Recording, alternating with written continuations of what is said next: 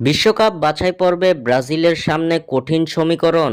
দর্শক, ব্রাজিল কি পারবে 2026 বিশ্বকাপে কোয়ালিফাই করতে? আপনাদের মূল্যবান মতামত আমাদের কমেন্ট করে অবশ্যই জানিয়ে দিন। 2026 বিশ্বকাপে খুব একটা ভালো অবস্থানে নেই পাঁচবারের বিশ্ব চ্যাম্পিয়নরা। সবশেষ আর্জেন্টিনার কাছে 4-1 গোলে নাস্তানাবুদ হয়ে বিশ্বকাপে কোয়ালিফাই করা এখন শঙ্কার মধ্যে পড়ে গেছে ব্রাজিলের। বিশ্বকাপ বাছাই পর্বের কনমেবল অঞ্চলের পয়েন্ট টেবিলের বর্তমানে চতুর্থ স্থানে অবস্থান করছে সেলেসাওরা। 14 ম্যাচে 6 জয়, 3 ড্র ও 5 হারে এখন পর্যন্ত 21 পয়েন্ট অর্জন করতে পেরেছে ব্রাজিল। কনমেবল অঞ্চল থেকে পয়েন্ট টেবিলের শীর্ষ 6 দল সরাসরি খেলতে পারবে 2026 বিশ্বকাপে। বাকি এক দলকে খেলতে হবে ইন্টার কনফেডারেশন টুর্নামেন্ট। বর্তমানে পয়েন্ট টেবিলে ব্রাজিলের যেই অবস্থান, তাতে মোটেও স্বস্তি পাবে না ব্রাজিল ভক্ত সমর্থকরা। কেননা বিশ্বকাপে সরাসরি কোয়ালিফাই করতে হলে সেলেসাওদের অর্জন করতে হবে এখনো 4 পয়েন্ট, যার জন্য তাদের হাতে বাকি আছে আর মাত্র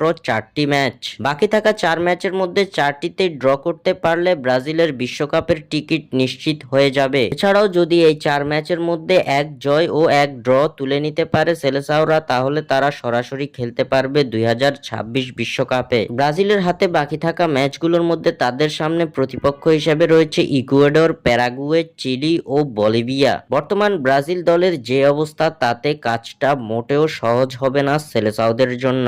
স্বাক্ষর থেকে সাদবিন ইসলাম।